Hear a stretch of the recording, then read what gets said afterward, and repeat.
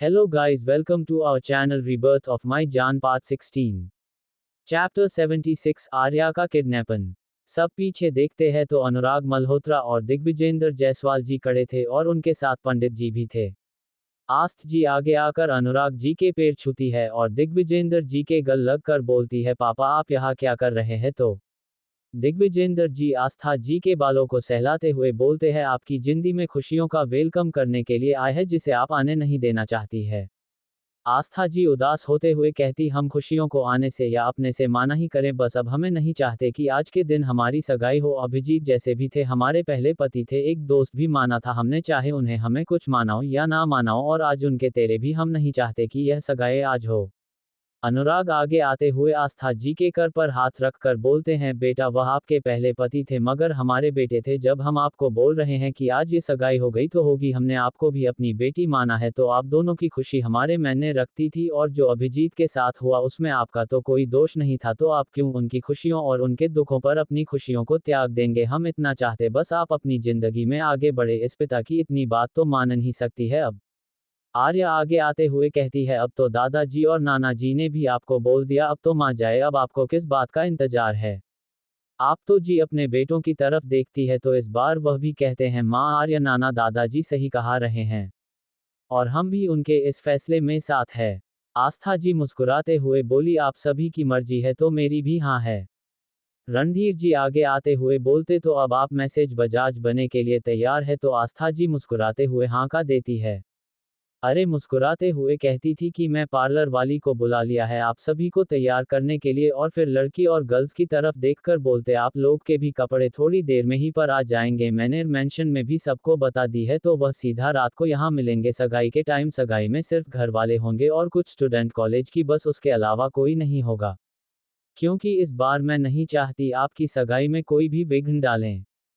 काव्य जो इतनी देर से छुपता हुआ उछलते हुए कहते हैं, यह आज तो घर में पार्टी होगी ना, तो काव्यांश को नए कपड़े और दोस्त भी मिलेंगे नहीं। मिष्टी मुंह बनाते हुए कहती है, तो तुम हमें भूल जाओगी क्या? तो काव्यांश कहते, नहीं मेरी कट्यूटी पाई, मैं तुम्हें भूल सकता हूँ भला? आर्यन जेरस होते हुए काव्यांश के पास आपकी मिट्टी को उससे दूर करते हुए कहता है, यह मेरी बीवी है, होने वाली दूर रहो। आर्य काव्यांश को गोदी में लेते हुए ऊपर जाते हुए आर्यन की तरफ देखते हुए बोले, इतना ज्यादा चलो, सोने की जरूरत नहीं है वरना किसी दिन जल हुए कोयले बन जाएंगे भाई आप। ये किसी दिन अपनी वाली के हाथों से पीटेंगे, जिस तरह से अभी देख रही है ना, वह लगा जा रहा है आपको का ही जाएगी। आर्य की बात खत्म होते ही काव्यांश मिस्टी की तरफ देखते हुए बोलना है, कट्यूटी पाए, इस जल कुकर को अच्छे से धोना था कि तुम्हारे छोटे मासूम की टिप्पी को तंग ना करें, तो मिस्टेक कहते हो। ओके कट्यूटी पाए, चिंता मत करो, इसे तो अच्छे सबक सिखाऊंगी। आरव काव्यांश के जाने के बाद बोलते हैं, इस छोटे पैकेट से तो दूरी रहना पड़ेगा, किसी दिन ये तो अच्छे से कुटाई खील जाएगा भरे बाजार में, फिर तो हमारे साथ उसे फिल्म का सीन हो जाएगा जिसमें हीरोइन हीरो को बचाते हुए गाना गाती, कोई पत्थर से ना मारे मेरे दीवाने को, मगर यहाँ तो उल्टा ही हमारी वाली हमें पिटवा आएगी, फिर हमें गाना पड़ेगा, कोई पत्थर से ना मारो इस दीवाने को। तनु उसके पास आकर बोलता है, तो ऐसे काम ही क्यों करोगे, तो कोई तुम्हें पत्थर से मारेगा? अब मुस्कुराते हो तनु की तरफ देखते हो, बोला, सही कहा तुमने, मैं ऐसा कोई काम ही नहीं करूंगा जो कोई मुझे पत्थर से मारे। अनुराग जी आर्फ की तरफ देखते हुए बोलते, थोड़ी तो बड़ों वाली हरकतें कर लिया करो, मैं किसी दिन में अपनी छड़ी से तुम्हें मार दूंगा। आरव अपने मासूम सा फेस बनाकर अनुराग जी के सामने जाकर बोलना है, आप कभी तो मुझे जैसे बच्चे पर तरस खा लिया? तो अनुराग जी बोलते, तुम जैसे बच्चों पर तरस खाया तभी तो आज तुम्हारा ये हाल है। अभिमन्यु कहते हैं, ठीक है अब इन सब बातों का टाइम नहीं है, शाम को पार्टी है, उसके लिए अब तैयारी भी करनी है, फिर भी हम एक बार देखना होगा ना, आर्य ने तो कर ली होगी, फिर भी हमें इस बार थोड़ा सावधान रहना होगा। रणधीर जी आगे आते हैं और अनुराग जी दिग्विजेंद्र जी के पर छूते हुए कहते, अब मुझे चलना चाहिए, मुझे घर पर भी बताना है ताकि रात को हम सब वापस आ सके। दिग्विजेंद्र जी कहते हैं, सही कहा, तुम जाओ, अपना ध्यान से जाना। अनुराग जी और दिग्विजेंद्र जी की तरफ कहता है रणधीर जी मुस्कुराते, जी अंकल ध्यान से जाऊंगा, तो दोनों घूमते हुए कहते, अंकल नहीं पापा का हो गया। रणधीर जी भी मुस्कुराते हुए कहते, जी पापा। रात को 8 बजे इस पार्टी में सभी लोग आ चुके थे। आर्यन ने शेरगिल फैमिली, ओबरॉय फैमिली, आदित्य के ग्रुप वालों और शिवांश के ग्रुप वालों को बुलाया था, प्रदीप करण भी आए थे। अभिमन्यु प्रदीप के पास जाकर बोलना है सॉरी उसे दिन के लिए जो मैंने कहा मैं ज्यादा ही बोल गया था गुस्से में। तो प्रदीप कहते कोई बात नहीं मैं भी कुछ ज्यादा ही बोल किया था दोनों की गलती है इसलिए सॉरी। वही रणधीर जी स्टेज पर बने हुए दो कुर्सी जिस पर लगी हुई थी उसे पर बैठे हुए थे। उनकी निगाहें सीढ़ी पर जैसे तैसी जाती। इस वक्त आस्था जी ने नीले रंग का गाउन पहना हुआ था उसे पर गोल्डन वक्त था। आज तक जी के साथ आर्य थे जिन्हें वन पीस गाउन पहना था वाइट, मोना ने ब्लैक, अंजलि ने पर्पल, तनु ने ग्रीन, अहाना ने येलो, मिस्टी ऑरेंज उसके साथ सामने डायमंड सेट पहने हुआ था। रणधीर जी के पास आस्था जी को बैठने के बाद आर्य रणधीर जी के सामने चुटकी बजाते हुए कहते ज्यादा मत गोरिए मॉम को नजर लग जाएगी। ये सुनते ही रणधीर जी अपनी नजरें इधर उधर करने लगते हैं तो संध्या जी कहती शर्मा तो ऐसे रहा है जैसे कि पहली बार देख रहा है। अरे रहती है पहले बार ही तो देख रहे हैं अपनी होने वाली बीवी को। इतना कहते ही आर्य संध्या जी और साथ में खड़ी सरस्वती जी के पर छूते हुए आशीर्वाद लेती है। संध्या जी और सरस्वती अस्त्र को आशीर्वाद देते हुए बोलते जीती रहो। तभी पंडित जी की आवाज आती है जो कह रहे थे कि सगाई का मुहूर्त हो गया है अंगूठी लीजिए। ये बोलते ही आर्य दो थाली लेकर आती है। एक थाली संध्या जी की तरफ बढ़ती है तो दूसरी थाली अनुराग जी की तरफ। दोनों आर्य का मतलब समझते हो ताली पकड़ लेते हैं और अंगूठी वाली थालियां को आस्था और रणधीर के सामने कर देते हैं। आस्था जी थाली में से रिंग निकालकर रणधीर जी को पहना देती है। वही रणधीर जी रिंग निकालकर अपने घुटनों के बाल बैठकर आस्था जी का हाथ मांगते हैं तो आस्था जी अपना हाथ दे देते हैं। रणधीर जी उनको रिंग पहनते हैं तो सभी तालियां बजाने लगाते हैं। मिष्टी आगे आकर बोलती है अब एक परफॉर्मेंस तो बनती है ना दूल्हा दुल्हन की।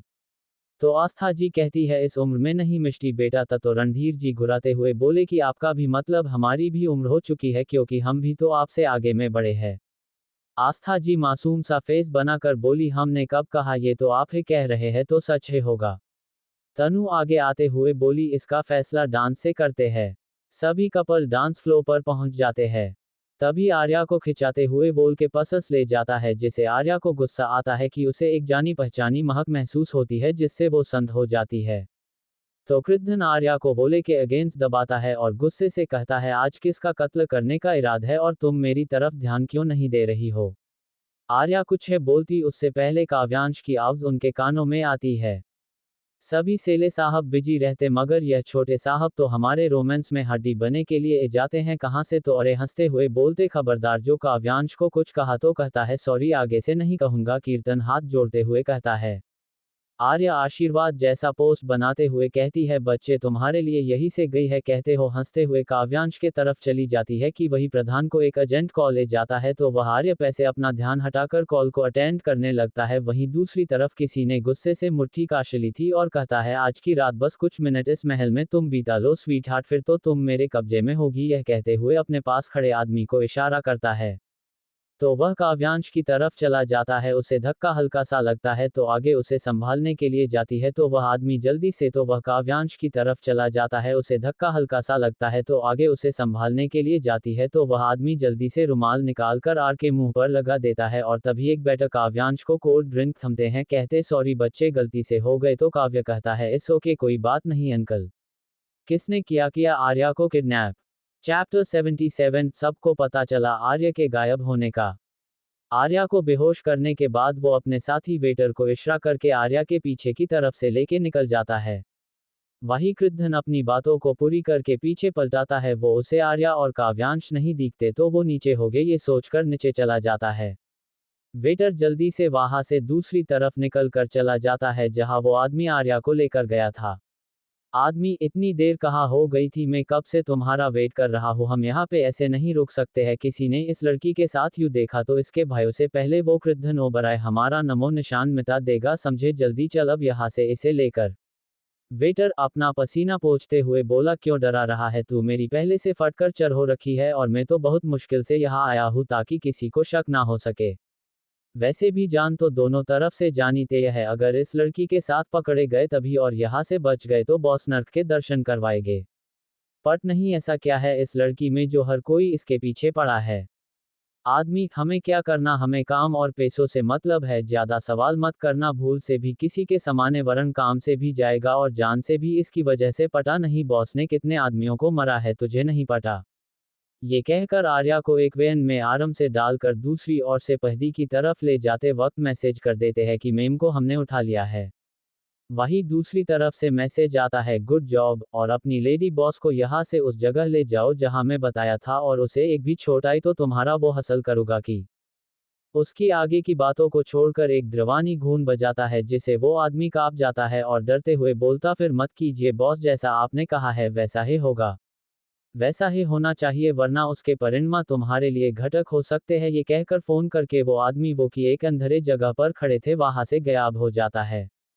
वेटर क्या कहा बॉस ने, तुम इतने क्यों डरे हुए हो? आदमी बॉस ने चेतावनी दी है अगर इन्हें कुछ हुआ तो हमारा हाल बाकी सबकी तरह होगा, यहाँ उसे भी भयानक। वेटर तो डर किस बात की, चल जल्दी यहाँ से। वही मल्होत्रा मैंशन में सभी अपने में मस्त है, वही कृद्धन थोड़ी देर के लिए एक मीटिंग अटेंड करने के लिए गेस्ट रूम में जाना पड़ा। अर्पिता जी आस्था जी से बात कर रही थी और आस्था जी हंसते हुए उनका जवाब दे रही थी। इस वक्त अर्पिता जी के विचार पर मुस्कुराहट थी मगर आंखें उनकी जयवंत जी की तरफ ही थी, उन्हें ही वह तिरछी नजरों से देख आए हैं। जयवंत जी भी महसूस कर सकते थे। आस्था जी और अर्पिता जी की तरफ देखते हुए बोली भाई साहब से आप बहुत प्यार करती है ना? अर्पिता जी मुस्कुराते हुए बोलते हाँ करती हूँ। आस्था जी मुस्कुराते हुए बोली मगर वह आपसे नहीं करते। अर्पिता जी मुस्कुराते हुए उनके सवालों का जवाब देते हुए बोली मेरा प्यार हम दोनों के लिए काफी है, वैसे भी वह अपनी पत्नी से प्यार करते थे पहले और उनकी जगह मुझे आज तक नहीं दे पाया और मैं जगह लेना भी नहीं चाहती, मुझे उनके दिल में अपनी जगह बनानी है। आस्था जी थोड़ा मायूस होते हुए बोले एक तरफा प्यार हमेशा खुशी नहीं देता, दर्द देता है। अर्पिता जी पता है आपकी जिंदगी में जो हुआ वह दर्दनाक सपना था, मगर मैं इतना जानती हूँ कि जयवंत भले ही मुझे प्यार ना करें मगर मेरी जगह किसी और को नहीं देंगे, इतना तो मैं भरोसा कर ही सकती हूँ उन पर और यह भरोसा वह कभी टूटने नहीं देंगे। और वैसे भी देर से ही सही आपको भी तो अपना प्यार मिला, मुझे भी मिल जाएगा उनका प्यार। यह कहते हुए अर्पिता जी जयवंत जी की तरफ देखती है तो वही आस्था जी रणधीर जी की तरफ देख कहते सही कहा, सच्चा ना कभी खत्म होता है ना किसी के लिए बदलता है। रणधीर जी आस्था और अर्पित जी के पास आते हैं और बोलते हैं मुस्कुराते क्या बात चली है लेडीज के बीच में? तो आस्था जी बोलते हैं लेडीज का सीक्रेट टॉप वाला। तो रणधीर जी मुस्कुराते हुए बोलते अभी से हमारे बीच में सीक्रेट तो कहती नहीं, फ्रेंड्स का सीक्रेट है। आस्था जी की बातों पर रणधीर जी मुस्कुरा देते हैं और कहते हैं चलिए डिनर कर लेते, रात वैसे भी बहुत होने वाली है, सबको भूख भी लगी होगी। तो आस्था जी कहती है सही कहा आपने, मैं बच्चों को बुला लाती हूँ तुरंत। रणधीर जी बोलते ठीक है तुम बाकी सभी को बुला लो, बच्चों और कृद्धन को मैं बुला लेता हूँ।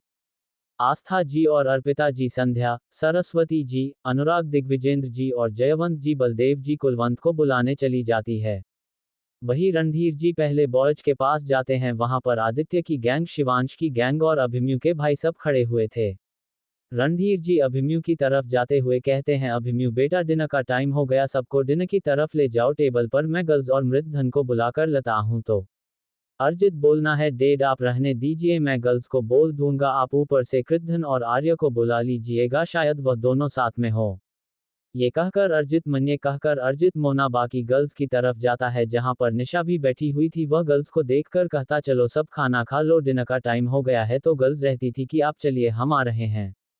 रणधीर जी गेस्ट रूम की तरफ जाते हैं तो देखते हैं गेट खोलकर कि कृद्धन कमरे में है मगर आर्य कहानी भी नहीं है। तो वह प्रधान से बोलते हैं प्रधान मीटिंग हो गई है। तो प्रधान सामने देखे हुए बोलता है अभी वो हुई है, आपको कोई काम था? तो रणधीर जी बोलते कमम नहीं था, डिनर का टाइम हो गया, सब इंतजार कर रहे हैं। तो कृद्धन कहते हैं ठीक है मैं आ रहा हूँ। तो रणधीर जी बोलते अरे कहाँ है? तो रणधीर जी की तरफ देखकर कृद्धन कहता है आर्य तो काव्यांश के साथ नीचे ही थी ना? तो रणधीर जी कहते ठीक है मैं देख कर आता हूँ, काव्यांश के कमरे में शायद वहां हो। रणधीर जी काव्यांश की तरफ जाते हैं तो कमरे में काव्य स्टडी को लेकर उसे बात कर रहा था, कार्टून देख रहे थे अपने आईपैड पर। तो रणधी है जो उसके पास आते हुए कहते हैं क्या देख रहा है काव्यांश? तो क्या विश बोलना है? कुछ नहीं अंकल बस डोरेमोन देख रहा हूँ, सब बिजी थे ना नीचे तो मैं बोर हो गया और आरो भी नहीं मिली मुझे। रणधीर जी काव्यांश की तरफ देखते हुए बोलते क्यों आर्य दी आपके पास नहीं? तो काव्यांश मुंह फूलते हुए बोलते कब से उन्हें ही ढूंढ रहा हूं मगर वह मिल ही नहीं रही और अब मैं बोर हो गया, मुझे भूख भी लगे। तो रणधीर जी बोलते ठीक है तुम नीचे जाओ, सब डिनर करने वाले हैं, मैं अभी आर्य अधिक को लेकर आता हूं। तो काव्यांश कहते हैं ओके और बेड से उठने हुए नीचे चला जाता है। वही रणधीर जी आर्य के रूम की तरफ जाते हैं। शायद आर्य अपने रूम में हो। जब वह रूम में जाते हैं तो देखते आर्य रूम में नहीं है, तो वॉशरूम के पास जाकर दोनों करके कहते, अरे बेटा तुम अंदर। तो जब आवाज नहीं आती तो गेट को हल्का सा धक्का मारते हैं तो गेट खुला जाता है। आर्य अंदर ना देखकर क्लोजेट की तरफ जाते हैं। क्लोजेट में भी आर्य नहीं होती तो वह कमरा से निकालकर सारे अगल बगल कमरों में चेक करते। आर्य कहानी नहीं दिखती तो नीचे जाते हैं। वही कृद्धन गेस्ट रूम से निकाल लीजिए जाने को होता है तो रास्ते में उसे काव्यांश दिखे जाता है। वह काव्यांश को देखकर बोलना है, लिटिल चैंप तुम्हारी आरू कहाँ है। तो काव्यांश बुक फूलते बोलना है, पता नहीं अपने रूम में होगी, रणधीर अंकल उन्हें लेने गए हैं। तो कृद्धन उसके चिक्स को खींचते हुए बोलना है, तो इसमें मुंह फुलाने की क्या बात है, अभी आ जाएंगे, चलो नीचे डिनर करने जाते हैं। काव्यांश अपने गालों को सहलाते हुए प्रधान को घूमते हुए बोलना है, मेरे गाल मत खींचा करो, लटक जाएंगे। प्रधान काव्यांश को घूरते हुए, बहुत, और यह किसने कहा। तो काव्यांश बोला, इंटेलिजेंट बच्चन को सब पता होता है, आपको इतना नहीं पता। प्रधान घूरते हुए बोलते हैं, हाँ पता है तुम कितने इंटेलिजेंट हो। वही कृथन और काव्यांश नीचे डाइनिंग हॉल में आ जाते हैं तो अभिमानी उन्हें देखकर बोलना है, आर्य कहाँ है। तो प्रधान से पहले काव्यांश बोलना है, उन्हें रणधीर अंकल लेने गए हैं। सब लोग डिनर करने के लिए बैठ जाते हैं। आर्य और रणधीर का इंतजार करते हैं। तभी रणधीर जी ऊपर से नजर आते हैं तो आस्था जी उन्हें देखकर बोलते, आप तो आर्य को लेने गए थे ना, आर्य कहाँ है। तो रणधीर जी बोलते, पता नहीं, मैंने ऊपर के पूरे फ्लोर चेक कर लिया, अरे ऊपर नहीं है। तो अभिमन्यु कैसे नहीं, कहाँ है, घर में ही होगी, यही कहानी गार्डन में देखता हूँ मैं। सभी लोग पूरे घर में आर्य को ढूंढने लगते हैं मगर अरे कहीं नहीं मिलती तो सब हाल में जमा हो जाते हैं। तो प्रधान काव्यांश बोलना है, बेबी एक बात पूछूं तो सच सच बताओगे, आर्य डी को आपने बुलाया था ना, तो वह आपसे मिले नहीं। तो कागज मुंह फूलते हुए कहता, नहीं वाटर अंकल है ना, बहुत गंदे, उन्होंने मेरे ऊपर जूस गिरा दिया और साफ करते वक्त उन्होंने मुझे कैंडी भी और जूस भी दिया, और फिर जब मैं पीछे देखा तो आरडी नहीं थी, बस उनके पास एक अंकल से अजीब से कपड़े पहने हुए फिर आर्य, देवी नीति और अंकल भी गायब थे। अभिमन्यु जल्दी से बोलना है, कुछ तो गड़बड़ है, आर्य ऐसे बिन बताए तो नहीं जा सकती, और घर में सिक्योरिटी होते हुए आर्य गायब हुई है तो मतलब कोई दूसरे रास्ते से गया है। तभी वहां मृत्युंजय आता है और कहते, क्या हुआ, आप इतने लोग क्यों इतने परेशान है। तो अभिमन्यु मृत्युंजय को देखते हुए कहते हैं, तुम कहाँ थे और तुम अभी कहाँ से आ रहे हो। तो मृत्युंजय कहता है, मेरी तो एक मीटिंग थी, मैं हो तो गया हुआ था, मैं तो अंकल को बताकर गया था। तो रणधीर जी हाँ बोलते, हाँ बताकर गए थे। तो मृत्युंजय अब बोलते, अब तो बता दो कि मनु क्या हो गया, सब इतने परेशान क्यों है। तो अभिमन्यु परेशान होते हुए बोलना है कि अरे पता नहीं कहाँ गायब हो गई, कहानी मिल नहीं रही। अभिमन्यु में परेशान होते हुए बोलते, ऐसे कहानी नहीं मिली, घर में ही होगी। तो अभी मैं उसके सवालों का जवाब देते हुए बोलना है, हमने पूरा घर जान मारा, आर्य नहीं मिल रही। और अभी काव्यांश बता रहा है कि आर्य के पास ऊपर कॉरिडोर में कोई आदमी था और उसके गायब होते भी आर्य गायब है। सुनते ही अब मृत्युंजय अपने हाथों की मिट्टी बनाते हुए बोलते, ऐसे कैसे हो सकता है, घर में इतनी टाइट सिक्योरिटी होते हुए अरे कैसे गायब हो सकती है। व्योम कहते, कहेंगे इसके पीछे रिजवान का तो हाथ नहीं। तो रणधीर जी कहते, नहीं, इस पर उसका हाथ नहीं लगा रहा, क्योंकि अगर उसे आर्य को ले ही जाना होता तो वह हमारे सामने ही से क्लब में ले जाता, मगर उसने ऐसा नहीं किया, और अभी वह अचानक से ऐसे चुपके वार तो नहीं करेगा। आस्था जी रोती हुए कहती है, मुझे मेरी बच्ची वापस चाहिए, किसी भी हालत में, हर बार उसे ऊपर संकट आता है मेरे को, इस बार मेरी बच्ची किसी भी हालत में चाहिए, मुझे नहीं पता आप लोग क्या करोगे, बस मुझे मेरी बच्ची लाकर दो। यह कहते हो रोटी रोटी फ्लो पर बैठ जाती है और कुछ ही देर में बेहोश हो जाती है। तो रणधीर जी उन्हें अपनी गोदी में उठाते रूम की तरफ ले जाते हुए अभिमन्यु से कहते हैं, गॉड्सों को एक जगह इकट्ठा करो, हम अभी बड़ी उनसे पूछेंगे और बाकी गर्ल्स को आराम करने को का दो। तो गर्ल्स कहते, हम भी आर्य को ढूंढेंगे। तो अभिमन्यु कहता है, नहीं, अभी हम आर्य को ढूंढ रहे, अगर आप लोगों को कुछ हो गया तो फिर हमें आप लोगों को भी सेव करना है और परिवार वालों को भी, ऐसे में हम आर्य को ढूंढने में समय नहीं दे पाएंगे ज्यादा। ये सुनते ही गर्ल्स मैन जाती है और कुछ ही देर में आदमी सब भारतीय, जहां पर उनके सामने 300 से ज्यादा बॉडीगार्ड थे। उसमें सबसे ज्यादा गॉड्स ब्लैक आर्मी थी कृतन की। प्रधान उन सब को देखते हुए बोलते, तुम्हारे होते हुए तुम्हारी लेडीज बॉस को कौन लेकर जा सकता है। ये बोलते हुए वहां से एक गन उठाकर सबको शूट करने लगता है। तो अभिमन्यु से रोकने हुए कहता है, ये क्या कार्य हो, तुम पागल हो गए हो क्या। रणधीर जी बोलते हैं, कृतन होशियार कमला, ऐसे इन्हें करने से कुछ नहीं होगा, आर्य का पता लगाना है, पता नहीं किसने कब और कैसे कर दिया ये हमारी नजरों के सामने से, वह भी आखिर सब पता लगा पाएंगे, अरे को किसने किडनैप किया। चैप्टर 78 मृत्युंजया का अंत। प्रधान सभी बॉडीगार्ड्स को ऑर्डर देते हुए बोलना है, मुझे किसी भी हाल में तुम्हारी लेडी बॉस चाहिए, और याद रहे उन्हें कुछ नहीं होना चाहिए, जाकर किसी भी हाल में मुझे उनके एक से एक खबर दो, कौन आया था कौन नहीं। वहीं कीर्तन का सुनते ही ऑर्डर सभी बॉडीगार्ड अपनी लेडी बॉस को ढूंढने के लिए निकल जाते हैं तो सभी अपनी बॉडीगार्ड को ऑर्डर देते हैं आर्या को ढूंढने के लिए। 2 दिन बाद एक बड़ी आलीशान से रूम में एक लड़की सोई हुई थी। उसके लंबे बाल पूरे बेड पर बिखरे हुए थे। एक लंबा गोल बेड जिसके चारों तरफ सफेद पर्दे थे, साथ में बेड पर सफेद पिलो और तेजी रखा गया था। तभी उसे रूम का दरवाजा खोलने हुए कोई आदमी अंदर आता है तो रूम के दरवाजे खुलने से वह लड़की अपनी आंखें धीरे खोलने हुए सामने देखती है। सामने वाले इंसान को देखकर उसकी आंखों में नफरत और घृणा से भर जाती है। वह आदमी बेड के पास जाकर उसे लड़की के एक साइड बैठ जाता है और प्यार से मुस्कुराते हुए डेविल तरीके से बोलना है, कैसी हो स्वीटहार्ट, कैसा लगा तुम्हें अपना घर? तो वह लड़की गुस्से से कहती है, तुमने यह अच्छा नहीं किया, तुमने हिम्मत कैसे हुई मुझे मेरे ही घर से किडनैप करने की? अगर मेरे भाई और प्रधान को पता चलना तो तुम बहुत बुरी बहुत मारोगे मृत्युंजय। मृत्युंजय बैठते खड़े होते हुए अपने हाथों को फ्लैट हुए कहते हैं, कौन मारेगा मुझे? काली दुनिया का बादशाह हूं तुम जानती हो, फिर भी और तुम्हारे भाई और वह प्रधान कभी भी तुम तक नहीं पहुंचे पाएगा। यह मेरा महल है जहां पर मेरे अलावा कोई नहीं आ सकता मेरी इजाजत के बिना। तो आर्या हंसते हुए बोलते हैं, तुम भले ही कुछ भी कर लो वह लोग जरूर पहुंचेगी, खास करके कृद्धा। तो मृत्युंजय गुस्से से बोलना है, वह कुछ नहीं कर पाएगा, ना तुम तक पहुंचे पाएगा स्वीटहार्ट, ना तुमसे मुझे अलग कर पाएगा।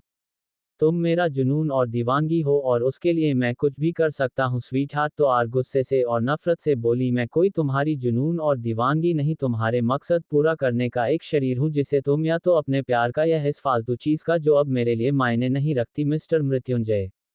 मृत्युंजय हंसते हुए बोला, तुम्हारे लिए माँ ने रखे ही रखे, मगर अब तुम्हें रहना मेरी ही कैद में है, इस कैसे तुम बचकर कहानी नहीं जा सकती।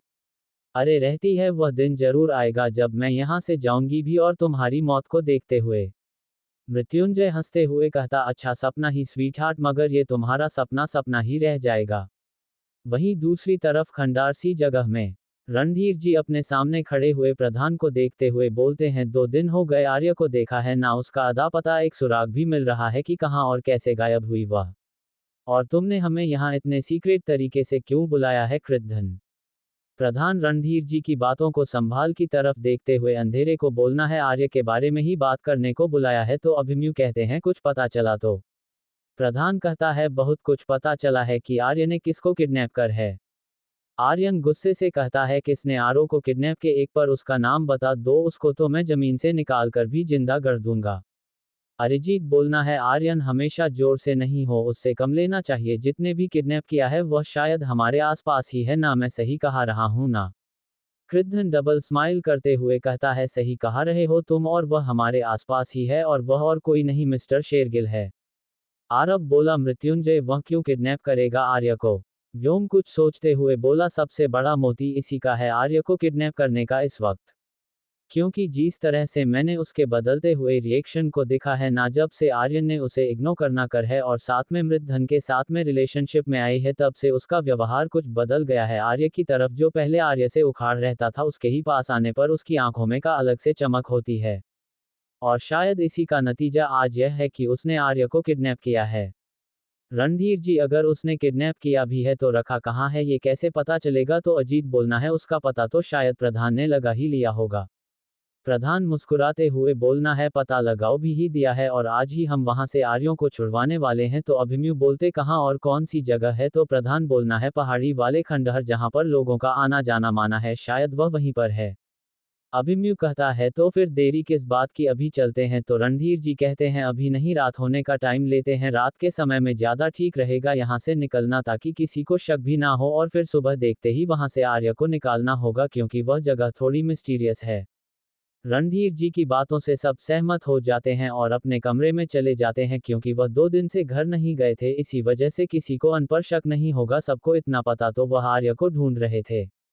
सभी अपने कमरे में से 10:30 बजे रात को निकलते हैं और अपनी कारों में बैठ जाते हैं। इसी वक्त सबका लुक एक माफिया गैंग की तरह लग रहा था और उसका लीडर प्रधान लगा रहा था। माँ पूछते ही सब अपने ब्लूटूथ से एक दूसरे से कनेक्ट हो जाते हैं। तो प्रधान सबको ऑर्डर देते हुए बोलना है, सब अपनी जगह ले लेंगे और छुपी रहेंगे, जब तक मैं कुछ ना बोलूं तब तक कोई बाहर नहीं आएगा। तो आरव जगह को ध्यान से देखा है, बोलना, यहाँ कैसे छुपेंगे? क्या तो झड़ियाए और पत्थरों और पहाड़ों के अलावा कुछ नहीं है? अगर यहाँ पर कोई सीक्रेट कैमरा हुआ तो कीर्तन बोलना है, टेंशन लेने की जरूरत नहीं है, या कमरे में है कैमरा आगे है, इसलिए मैंने ये जगह चुनी है। वही प्रधान अपनी जगह के साथ सब छुप जाते हैं। वही प्रधान अपनी हाथों में पहनी वॉच से एक सिग्नल देता है। दूसरी तरफ आर्य जो कि अपने उसे खंडार वाले घर में सो रही थी जहां मृत्युंजय ने उसे कैद करते हुए रखा था, तभी उसके गले में पैनल लॉकेट जो कि उसे प्रधान ने दी तो वह चमकता है। अरे उसे चमकते हुए लॉकेट को देखते हुए बोलती है, मेरा हीरो तो यही गया, मैंने कहा था ना मृत्युंजय, इस बार तुम बुरी मौत मरोगे, चाहे कितनी भी प्यार लगा लो प्रधान मुझ तक पहुंच ही जाएगा। अच्छा हुआ ये लॉकेट मैंने पहले ही अपने कमर में बंद में छुपा लिया था। वही जब मुझे ये किरदार ने लॉकेट दिया था तभी इसे देखते ही मैं पहचान गई थी। इसमें लोकेशन ट्रैकर लगाओ वह है, यह मेरे वक्त पर काम आएगा और आज देखो यही गया यह मेरे लिए काम। अब मुझे कल सुबह का इंतजार करना है जब मैं यहाँ से आज़ाद हो जाऊंगी। मैं मृत्युंजय अपने किसी काम से बाहर गया था, उसे आने में कर से 5 घंटे लगे वाले थे। सुबह 5 बजे आर्या आराम से बेड पर सो रही थी कि तभी उसे बाहर से ज्यादा खतर पटर की आवाज आती है, जैसे कोई फाइट हो रही हो। ये देखकर मुस्कुराते इंग्राम से लड़ाई लेते हुए उठाती है और अपने सामने ब्लैक सूट रखा हुआ तो जो रात को मृत्युंजय जाने से पहले उसे देखकर गया था सुबह चेंज करने को, वह उठाते हुए वॉशरूम में चली जाती है फ्रेश होने के लिए। भाई प्रधान के साथ बाकी लोग कमरे में आते हैं तो उन्हें कोई नहीं दिखता, तभी उन्हें वॉशरूम से पानी की आवाज आती है तो प्रधान उससे वहां पर फ्लावर वासे तोड़कर मारकर आता है कि लड़की पागल है क्या, यहाँ हम इसे बचाने आए और यह शावर लेने गई है। तभी वॉशरूम का दरवाजा खुलता है। अरे ब्लैक कलर के सूट को करी करके बाहर आती है, वह भी बहुत ज्यादा सुंदर लग रही है, उसके बाल गीले थे। प्रधान जल्दी से उसके पास आकर बोलता, चलो अब यहाँ से। आर्य प्रधान को रोकने हुए बोलते, रुको रुको मैं अपने शूज तो पहलू। आर्य प्रधान को रोकते हुए बोलते, रुको रुको मैं अपने शूज तो पहलू। तो प्रधान गुस्से से बोलना है, ये तुम्हारा कोई शूज पहनने का करने सफलने का टाइम है। ये कहते हुए आर्य को गोद में उठाते हुए बाहर ले जाता है तो सभी प्रधान को ऐसे चढ़ना वह देखकर हंसते लगते हैं। मैं प्रधान कहता है, बाद में हंस लेना, अभी चलो निकलो यहाँ से, वैसे ही पता नहीं है क्यों अजीब लगा रहा है।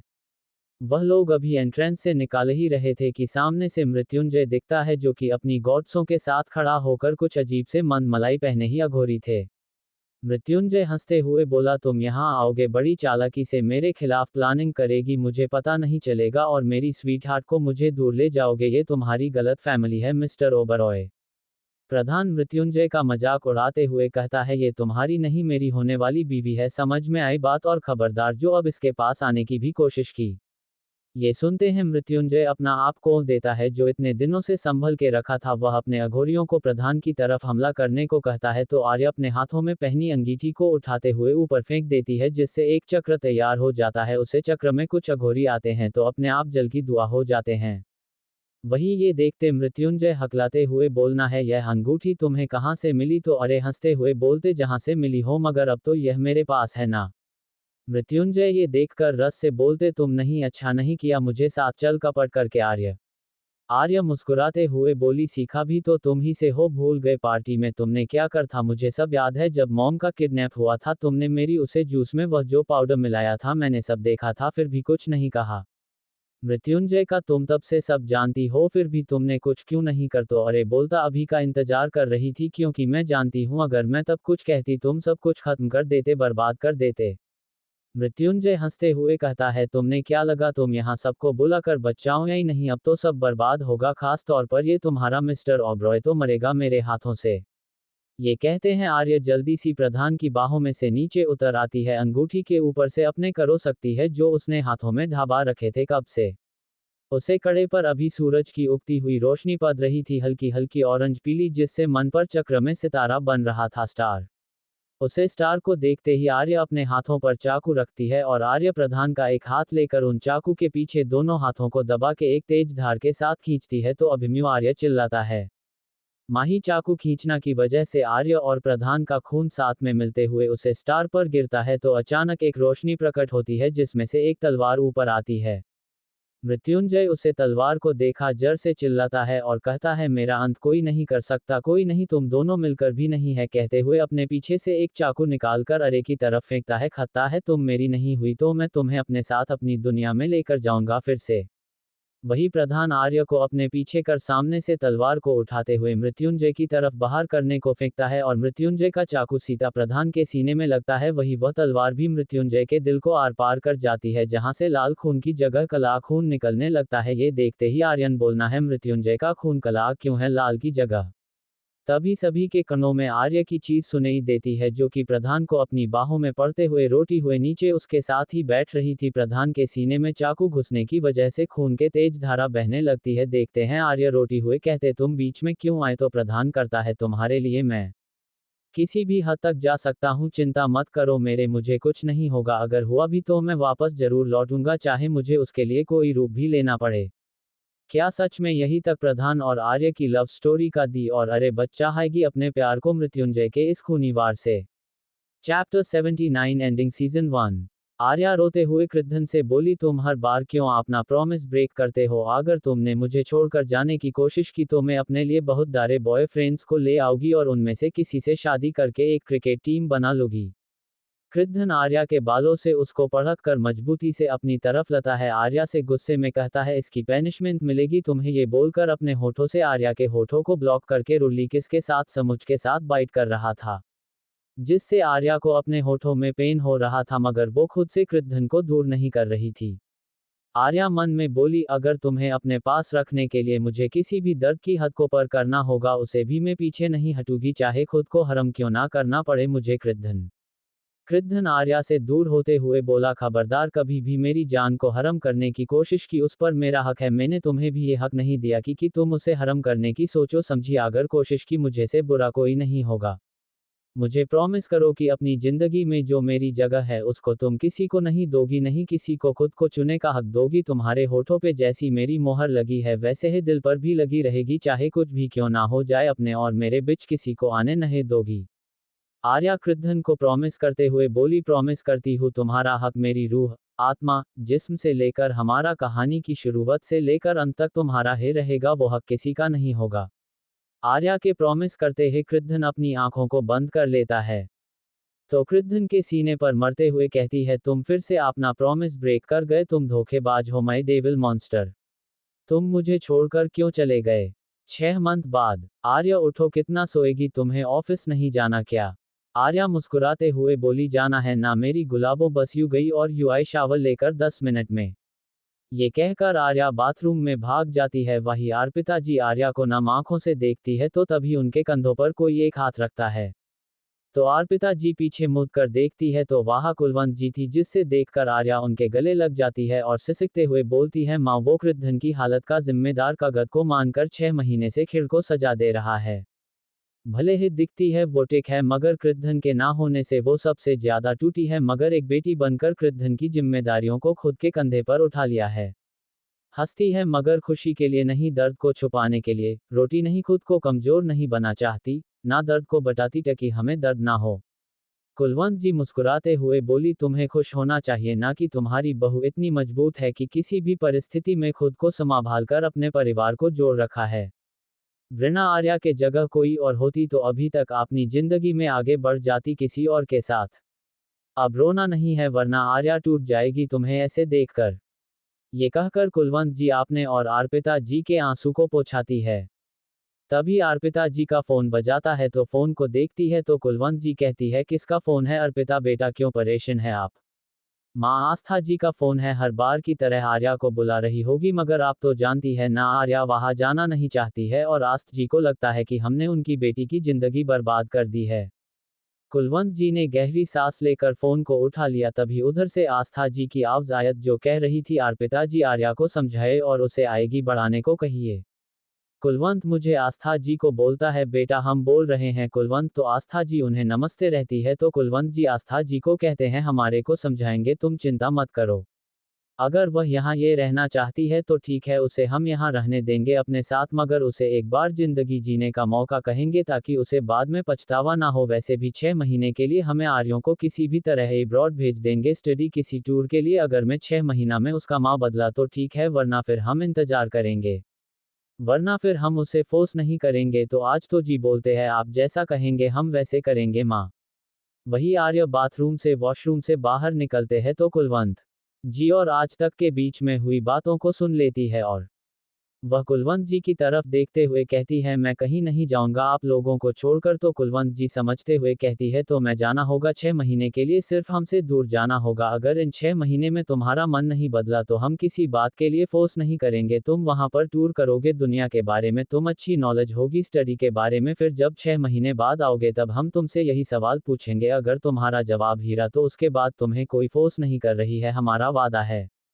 अरे रहती ठीक है, मगर एक बार मुझे उनसे मिलना है। तो कुलवंत जी कहती है, ठीक है, अभी हम थोड़ी देर में चलेंगे, तुम नीचे आ जाओ ब्रेकफास्ट के लिए। तो एरिया हाँ बोलकर अपने लिए एक अनारकली व्हाइट सूट निकलती है, उसे जल्दी से पहन के तैयार होकर नीचे ब्रेकफास्ट के लिए जाती है। तो वहां पर बलदेव जी, जयवंत जी, हाना, मिस्टी, अर्पिता जी सब बैठे हुए थे। वह लोग आर्य का इंतजार ही कर रहे थे। अरे को आता देख कुलवंती जी कहती है, और बैठ के ब्रेकफास्ट कर लो, फिर हमें निकालना भी। अरे यहाँ में कर हिलाते हुए ब्रेकफास्ट करने लगते। कुछ ही देर में सब अपनी कारों में बैठकर निकल जाते हुए कुलवंत जी जाने से पहले आज तक जी को कॉल करके एक एड्रेस भेज देती है। City hospital private limited. Hospital के आगे खूब सारी कारों की कतार लगती है, साथ में उनमें से खूब सारी ट्रेन गॉड्स बॉडीगार्ड निकलते हैं, जो कि चारों तरफ से उसे अस्पताल के अगल बगल 1 किलोमीटर के सभी क्षेत्रों को घर लेते हैं।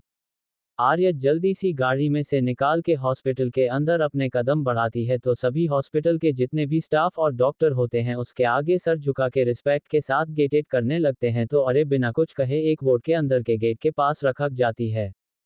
फिर एक गहरी सांस लेकर उसे गेट के दरवाजे को खोलती है, तो सामने बेड पर एक आदमी लेटा हुआ था जो मशीनों से गिरा हुआ था। फिर भी उसके चेहरे की रौनक और रंगत फिक्की नहीं पड़ी थी, और उसको देखकर मुस्कुराते हुए कहती है, तुम आज भी मुझे परेशान कर रखा है, इन 6 महीना में तुम बिल्कुल नहीं बदले। कहते उसके पास में रखी चेयर पर जाकर बैठ जाती है। वहीं परिवार वाले भारी खड़े थे, आर्य को देख रहे थे। तभी अभिमन्यु जो बाहर खड़ा था वह कहता है, कब तक आर्य ऐसे जिएगी, कब तक प्रधान कॉम से बाहर आएगा। रणधीर जी बोलते हैं, ये तो पता नहीं, मगर आर्य को देखते लगता है या नहीं है कि वह प्रधान को इस हालत में छोड़ेंगे। मगर 6 महीने का वक्त भी उसके लिए काफी होगा, शायद इन 6 महीना में कोई चमत्कार हो जाए और प्रधान वापस कुंभ से बाहर आ जाए, वही वोट के अंदर। कुछ ही घंटा पर आर्य बाहर निकलते हैं, एक एक करके सभी फैमिली वालों से मिलती है। आस्था जी आर्य के सामने आते हुए कहती है, तुम्हारी माँ हूं, बुरा नहीं जाओगे। अगर तुम्हें खरीदने के साथ रहना है तो मैं तुम्हें नहीं रोकूंगी, मगर इन 6 महीना में तुम्हें अब रोड जाकर कुछ ही घंटे पर आर्य बाहर निकलती है, एक एक करके सभी फैमिली वालों से मिलती है। आस्था जी आर्य के सामने आते हुए कहती है, तुम्हारी माँ हूं, बुरा नहीं जाओगे। अगर तुम्हें खरीदने के साथ रहना है तो मैं तुम्हें नहीं रोकूंगी, मगर इन महीना में तुम्हें अब रोड जाकर अपने लिए जीना होगा, ताकि मेरे मन में कोई गिल्ट ना रह जाए कि मैं अपनी बेटी के लिए कुछ नहीं कर। तो आता जी की बातों को सुंदर यहाँ हमें सर दिला देती है। फिर फैमिली वालों को तरफ देखकर कहती, ठीक है। तो कुलवंती जी आगे आते हुए कहती है, कुछ ही देर में आपकी फ्लाइट है तो आपको निकालना चाहिए। तो आर्य सबका आशीर्वाद लेकर निकल जाती है। अरे को छोड़ने के लिए गर्ल्स और अरे के भाई के साथ मम्मी पापा और पिताजी सब जाते हैं। आर्य एयरपोर्ट पर पहुंचते ही जब उसकी फ्लाइट का अनाउंस होता है, एक बार सबको पीछे मुड़ती है, अपनी टिकट को कंफर्म कर फ्लाइट और जाने से पहले एक बार पीछे मुंबई शहर को देखकर कहती है, आज जा रही हूं, पता नहीं क्यों अजीब लगा रहा है, जैसे कुछ छूट रहा है, ये कुछ दूर जा रहा है, मगर वापस आऊंगी। जो छोटा है, जो बिक रहा है, उसे वापस समेटने के लिए।